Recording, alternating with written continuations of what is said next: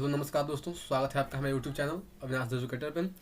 और एक बार फिर से मैं आप लोगों के समक्ष क्वेश्चन बैंक के इस नए सेशन को लेकर हाजिर हुआ हूं, जिसमें आपको पता है हम देखते हैं सभी प्रतियोगी परीक्षाओं के लिए जो महत्वपूर्ण प्रश्न होते हैं उसको हम इस सेशन में देखते हैं। तो चलिए सेशन को एक बार स्टार्ट करते हैं फिर से और देखते हैं आज के जो हम महत्वपूर्ण प्रश्न है वो क्या है। ठीक, चलिए सेशन को स्टार्ट करते हैं और आज के प्रश्न को हम देखते हैं आज। चलिए पहला प्रश्न हमारा क्या है, देखिए तो पहला प्रश्न है हमारा, संसद में बजट कौन पेश करता है। ठीक, तो जो हमारा भारत है, भारत का जो संसद है, संसद भवन में जो बजट पेश करता है वो कौन करता है, तो हमारा आंसर हो जाएगा वित्त मंत्री। जो वर्तमान में वित्त मंत्री कौन है, निर्मला सीतारमण जी, जो क्या है हमारी वर्तमान में वित्त मंत्री है। ठीक, दूसरा प्रश्न देखते हैं, भारत में पहले समाचार पत्र की शुरुआत किसने की थी, तो हमारा उत्तर हो जाएगा जेम्स ए हिक्की। जेम्स ए हिक्की जो था वह प्रथम व्यक्ति था जिसने भारत में प्रथम समाचार पत्र की शुरुआत, प्रथम न्यूज़पेपर की स्टार्ट इसने किया था। ठीक, नेक्स्ट देखते हैं तीसरा प्रश्न, राजीव गांधी के समाधि स्थल को किस नाम से जाना जाता है। जो राजीव गांधी का समाधि स्थल है तो उसको किस नाम से जाना जाता है, तो हमारा उत्तर हो जाएगा वीर भूमि। किस नाम से जाना जाता है, वीर भूमि के नाम से जाना जाता है। और जिस दिन राजीव गांधी की जो हत्या हुई थी उस दिन को हम क्या मनाते हैं, आतंकवाद विरोधी दिवस। ठीक, और वो किस दिन को मनाते हैं इसका उत्तर आप कमेंट बॉक्स में जरूर लिख कर दीजिए अगर आपको इसका आंसर पता हो तो। ठीक, चलिए नेक्स्ट प्रश्न देखते हैं। अगला प्रश्न हमारा, डेनमार्क की राजधानी क्या है, तो हमारा उत्तर हो जाएगा कोपहेगन। कोपहेगन जो है ये डेनमार्क की क्या है, राजधानी है। अगला प्रश्न देखते हैं, पांचवा प्रश्न, भारत के किस राज्य में लोकसभा की सबसे अधिक सीटें हैं, तो हमारा उत्तर हो जाएगा उत्तर प्रदेश। उत्तर प्रदेश जो राज्य है हम यह भारत में इस राज्य में सबसे अधिक लोकसभा की सीटें हैं। टोटल कितनी सीटें हैं, तो टोटल 80 सीटें हैं। कितनी सीटें हैं, तो 80 सीटें इस राज्य में है लोकसभा की।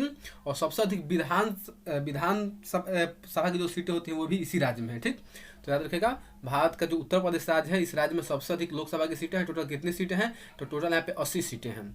अगला छठा प्रश्न देखते हैं, वाहनों के पीछे के दृश्य को देखने के लिए किस दर्पण का प्रयोग किया जाता है।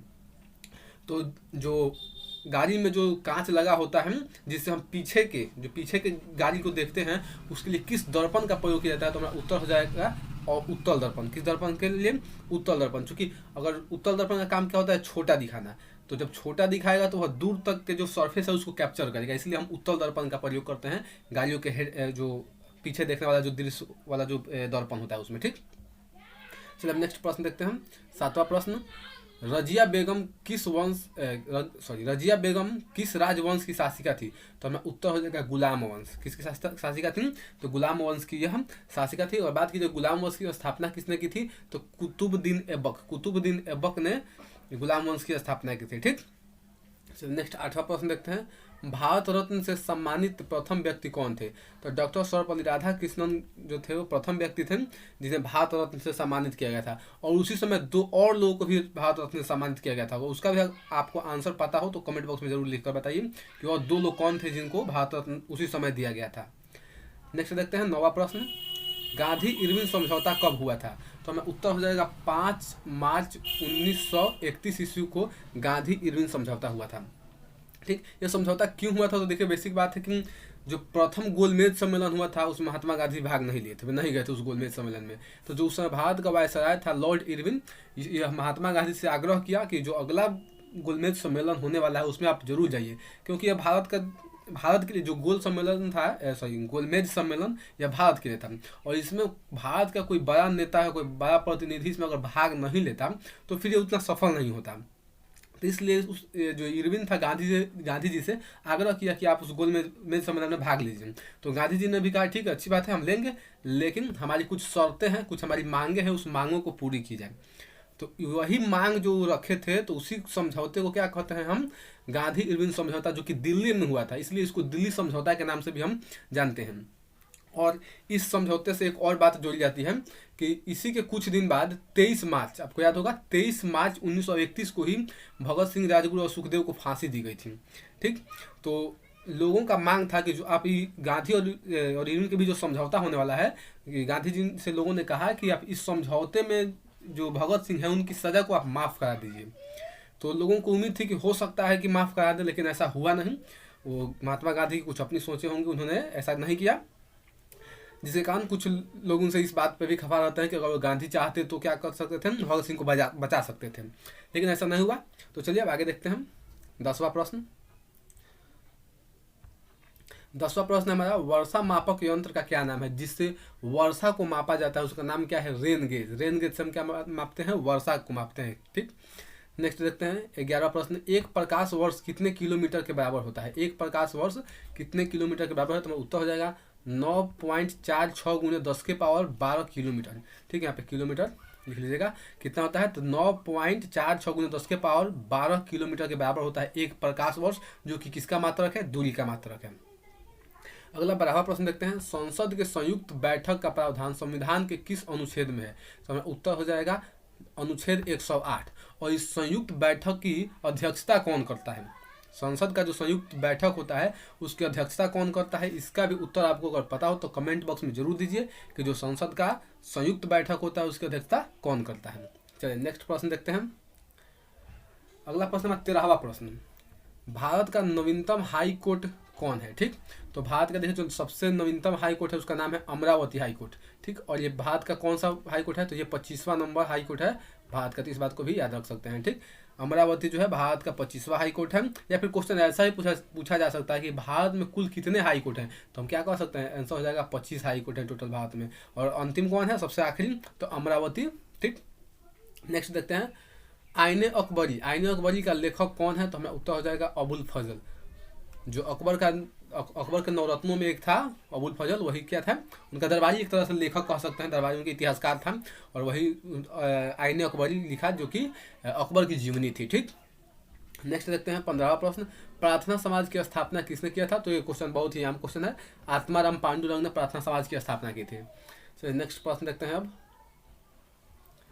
अगला 16वां प्रश्न है हमारा, शिलालेखों का अध्ययन क्या कहलाता है? जो शिलालेख होते हैं उनके अध्ययन को क्या कहते हैं? तो उत्तर हो जाएगा एपीग्राफी। शिलालेखों का अध्ययन क्या कहलाता है? एपीग्राफी कहलाता है।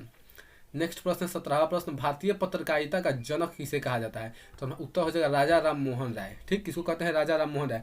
अगर बात की जाए भारत में समाचार पत्र किसने शुरू किया था? The James Hicky. और भारतीय पत्रकारिता का जनक किसे कहते हैं? तो राजा राम मोहन राय। इन दोनों क्वेश्चन को थोड़ा ध्यान से समझिएगा, नहीं तो दोनों में आदमी फंस सकता है।